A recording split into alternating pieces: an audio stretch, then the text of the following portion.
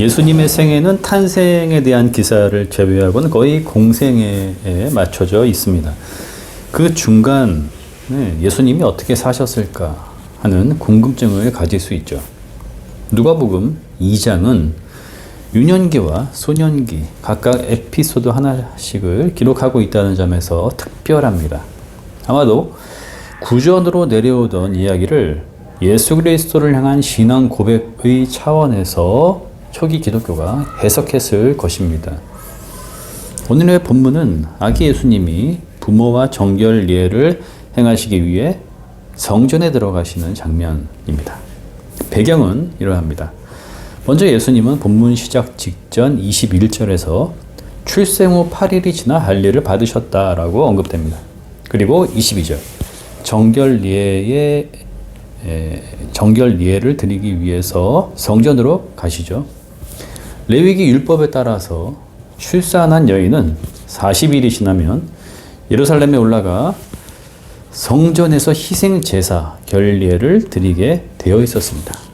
또한 맏아들은 특별한 방식으로 하나님께 보여져야 했는데요.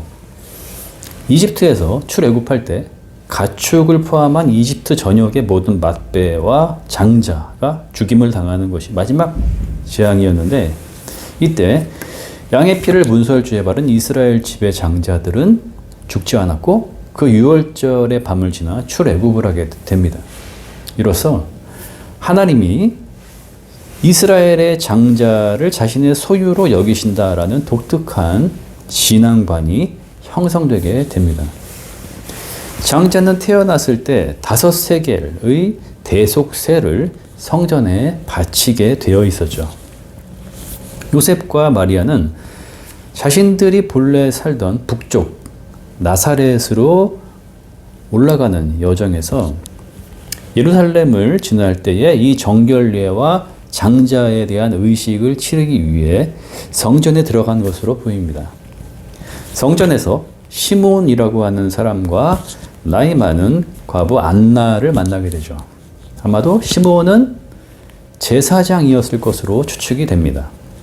아기 예수님을 안음으로써 하나님께 봉헌하는 헌화 예식을 했을 것인데, 이때 이 아기가 하나님의 이스라엘을 향한 위로가 되고 자신은 오늘 구원을 보았습니다 라고 고백을 했죠.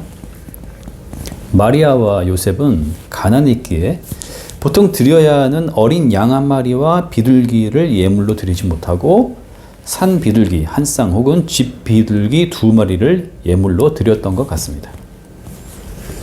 오늘의 본문은 몇 가지 관점으로 바라볼 수가 있습니다. 먼저 시므온과 안나에 초점을 맞춰서 읽을 수가 있겠죠. 메시아를 기다리는 신실한 사람들의 남녀 대표로서 이들은 영적으로 깨어있는 이스라엘을 의미합니다. 주님 탄생 당시에 헤롯이나 소동에 동조했던 율법학자들 그리고 로마의 위정자들하고는 대조되는 입장에 서 있습니다. 이 둘이 어떠한 사람이었느냐가 중요하다기보다 그들이 전하고 있는 주님을 향한 기쁨의 메시지와 예언에 대해서 살펴보는 것이죠. 그들의 입을 통해 초기 기독교가 예수 그리스도를 어떻게 신앙 고백하고 있었는지를 알 수 있기 때문입니다. 이스라엘이 받을 위로, 이방 사람들에게 계시하시는 빛, 주의 백성 이스라엘의 영광, 이스라엘의 구원이라는 표현의 의미들을 살펴보고 묵상해 보는 것입니다. 또한 시므온이 마리아에게 언급하고 있는 말들에 주목하는 것도 하나의 관점이 될 수 있습니다. 그는 칼이 당신의 마음을 찌를 것입니다 라고 다소 상반된 분위기의 그 느낌을 가지고 예언을 했죠. 마리아에게 십자가의 길로 나아가시는 동안 겪게 되는 비방과 위협, 결국 죽음으로 내몰리는 고통의 운명을 어머니로서 지켜봐야 한다는 점이 암시가 되고 있습니다. 하나님의 이스라엘을 향하신 위로와 구원, 이방의 빛과 이스라엘의 영광, 이 모든 게 쉽게 주어지는 것이 아니라 십자가와 대속의 죽음을 통해서 이르게 되는 부활의 빛, 차원에서 주어지는 은혜라는 것을 언급하고 있는 것입니다. 오늘 설교는 이러한 주요 관점들을 내려놓고 매우 본질적인 문제에 집중하려고 합니다. 예수님이 성전에 들어가셨다라는 부분입니다. 다윗의 준비와 솔로몬의 건축에 의해서 봉헌된 성전은 바벨론의 침략과 남유다의 패망으로 인해 무너지고 말았습니다.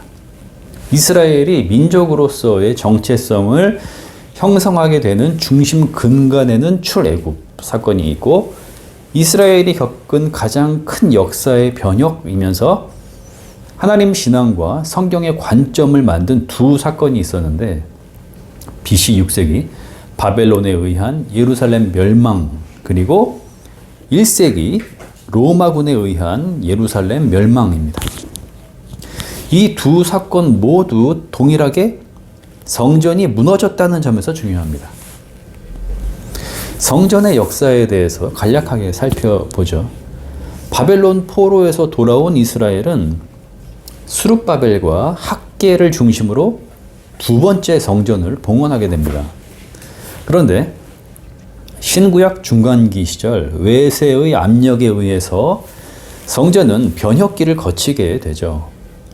이스라엘이 BC 4세기 알렉산더의 지배하에 놓이게 되고 이후 장군들의 분할 통치로 인해 처음에는 이집트의 왕조에게 속했는데 전쟁의 결과로 인해서 시리아 왕조로 예속되게 됩니다. BC 2세기 안티오쿠스 에피파네스 4세는 성전을 모독하였고 이교 의식을 거행하면서 박해를 가하게 됩니다. 이때 소외되고 경제적 하층민에 속했던 제사장 가문 하스몬가에서 혁명을 일으키게 됩니다. 가장 돋보였던 아들 마카비의 이름을 따서 마카비 혁명이라고 합니다. 외세를 몰아냈고 독립을 성취했으며 성전을 정화해서 봉헌하게 됩니다. 이를 기념한 절기가 바로 수전절이죠. 요한복음 10장 예수님이 예루살렘에 올라가신 때가 수전절 곧 성전 봉헌 절기였다라고 기록하고 있습니다. 하지만 마카비 왕조는 내부적인 분열과 외부적으로는 로마 제국의 확장으로 인해서 곧 몰락의 길을 걷게 됩니다. 결국 이스라엘은 또다시 제국의 지배하에 들어가게 되죠. 로마는 에돔 출신인 헤롯 가문을 통치자로 세웠고 마카비에 의해서 정화 봉헌된 두 번째 성전은 헤롯에 의해 분해되고 새롭게 지어지게 됩니다. 이스라엘의 환심을 사기 위해서 크고 화려한 방식으로 증축을 진행한 건데 BC 20년에 시작해서 AD 64년까지 84년에 걸친 대공사였습니다. 예수님 당시에 성전은 여전히 공사 중이었죠.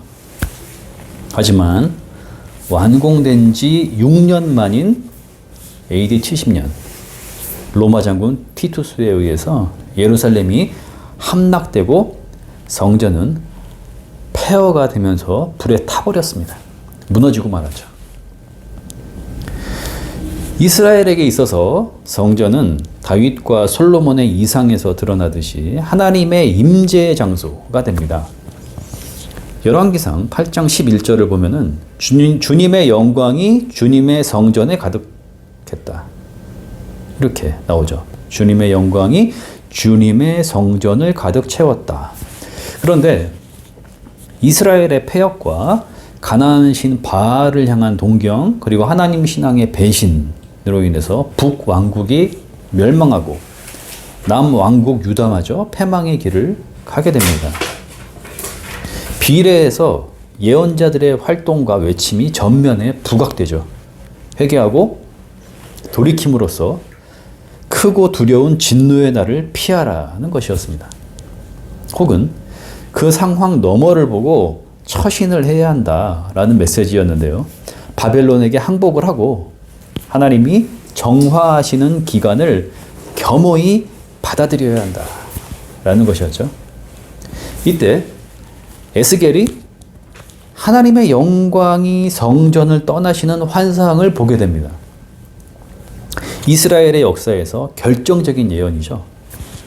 에스겔에서 10장과 11장에 언급이 되고 있는데요. 그때의 주님의 영광이 그룹들 위에서 떠올라 성전 문지방으로 옮겨갔다. 주님의 영광이 성전 문지방을 떠나 그룹들 위로 가서 머물렀다. 주님의 영광이 그 성읍 가운데 떠올라 성읍 동쪽에 있는 산 꼭대기에 머물렀다입니다. 구약 성경을 읽으면서 가장 슬픈 장면이고 이스라엘의 운명을 단적으로 보여주는 부분입니다. 이후에 에스겔은 43장에서 하나님의 영광이 성전에 다시 들어오시는 환상을 예언으로 기록하였지만 그것은 미래의 어느 때 하나님의 섭리를 통해 성취되어야 하는 희망을 담고 있는 것이었죠. 성전은 무너졌고 성전이 세워진 산 시온은 돌무더기가 되었으며 예루살렘은 폐허가 되었습니다. 이후에 스룹바벨 성전과 마카비 시대의 성전 정화 봉헌, 헤롯 성전 중축이 있었지만 성전은 모독되거나 개혁되어지는 과정을 거치면서도 안정되지 못했고 에스겔이 본 환상 예언인 하나님의 거룩하신 영광이 성전에 다시 들어오시는 그 모습이 현실로 성취되지 못했습니다. 이스라엘의 신실한 자들은 말라기의 예언을 따라서 그때를 기다리게 되죠. 말라기 3장 1절입니다. 너희가 오랫동안 기다린 주가 문득 자기의 궁궐에 이를 것이다. 그런데 이게 어찌된 일입니까? 에스겔의 희망과 환상을 알고 있는 누가복음의 저자는 2장에서 탄생의 기쁜 소식을 전함과 동시에 아기 예수님이 성전에 들어가시는 장면을 기록하고 있는 것입니다. 누가와 초기 기독교인들이 이 장면에서 느꼈을 감격은 엄청났을 것입니다. 오늘 이 시대 그리스도인들에게도 벅찬 감격을 주지 않습니까? 하나님의 영광이 곧 하나님 자신이 하나님의 임재를 위해 지어졌던 성전에 친히 들어가심으로써 성전에 하나님의 영광이 가득 차게 되었다라는 의미니까요. 에스겔의 예언은 완벽하게 성취되었고 성전은 이제 완전한 상태로 봉헌되었습니다. 이것은 초기 기독교가 바라보는 대단한 사건, 곧 새로운 전환점을 이루는 사건이 됩니다. 보십시오. 누가복음이 기록되고 있는 1세기 후반 초기 기독교 시대의 정황에서 이미 성전은 70년 로마군의 침략으로 인해 파괴되어지고 없어진 상태였습니다. 당시 이스라엘은 또 다른 제3성전을 기다리고 있거나 바리새파를 중심으로 율법 중심의 종교로 탈바꿈을 하고 있었습니다. 쉽게 말해서 성전을 다시 일으킬 수 있으리라는 희망이 보이지 않자 율법 강화로 성전의 기능을 대체하려고 했던 것입니다. 하지만 성전 중심성이 약화된 게 아니었죠. 오히려 더 강렬해질 뿐이었습니다. 그렇지만 초기 기독교는 이 모든 상황에서 자유롭게 됩니다. 예수 그리스도께서 성전에 들어가심으로써 성전의 기능은 이미 성취되었고 성전을 허물라 사흘 만에 이 성전을 다시 일으키리라 말씀하시는 예수님이 사흘 만에 죽음에서 부활하심으로써 친히 성전이 되셨기 때문입니다. 뿐만 아니라 오늘 본문 처음과 마지막 장면에서 주님은 율법을 성취하신 분으로 언급되고 있습니다. 모세의 법대로 그들이 정결하게 되는 날이 차서 그리고 아기의 부모는 주님의 율법에 규정된 모든 일을 마친 뒤에 라는 표현이 나오죠. 율법과 성전은 주님의 공생 중에 대적자들에 의해서 충돌을 일으키게 되는 접점이었는데요. 당시 종교 지도자들은 이 둘을 하나님의 뜻이 아닌 자신들의 눈과 해석으로 정의하려고 함으로써 예수님과 대립각을 이루었습니다. 초기 기독교 상황도 이와 다르지 않았을 것입니다. 하지만 그들은 예수 그리스도가 율법의 완성이시며 성전의 영광, 성전 자체이심을 믿었기 때문에 그들의 신앙 여정을 담대하게 걸어 나아갈 수가 있었습니다. 성전은 이 시대의 교회라고 정의할 수는 없죠. 성전과 교회는 엄연히 다릅니다. 하지만 신약은 구약의 예언이 성취된 관점으로 읽어야 하고, 신앙은 구약 이스라엘의 하나님 신앙이라는 토양 위에서 형성이 됩니다. 오늘의 본문이 우리의 신앙에 어떠한 유익과 울림을 주는지 묵상하려고 할 때에 본문에서부터 범위를 넓혀서 신약 성경 전반을 살필 필요가 있습니다. 요한복음 1장 14절, 베드로전서 2장 4절에서 5절, 로마서 12장 1절에서 2절을 봅시다. 먼저 요한복음 1장 14절, 그 말씀은 육신이 되어 우리 가운데 사셨다. 여기서 사셨다라는 원어적인 의미가 장막을 치다라는 뜻을 가지고 있다는 점에 주목해야 합니다. 즉, 주님께서 우리와 함께 머무시는 공간이 되셨다는 것이며, 그 영광 가운데 그리스도교 공동체, 즉 오늘의 교회가 자리하고 있기 때문입니다. 교회는 참 인간이시며 동시에 우리를 구원하시는 참 하나님이신 예수 그리스도를 믿음의 대상으로 견지하는 것이 중요합니다. 베드로전서 2장에서 주님은 구약 이사야 28장 16절에서 예언된 하나님께 택하심을 받은 시온의 귀한 모퉁이 돌이시며, 성도는 그 돌 위에서 신령한 집을 이루어야 할 귀한 돌이 되어야 한다라고 권면하고 있습니다. 교회가 예수 그리스도 중심성, 그 토대 위에 든든히 서야 하며, 개인의 그리스도인들은 주님이 몸이시며 머리가 되시는 교회를 통해 연합되어야 한다는 것이겠죠. 또한 바울 사도는 로마서 12장에서 이 시대의 풍조를 따르지 말고 하나님이 기뻐하시는 거룩한 산 제물로 여러분의 몸을 드리십시오, 이렇게 권면하였습니다.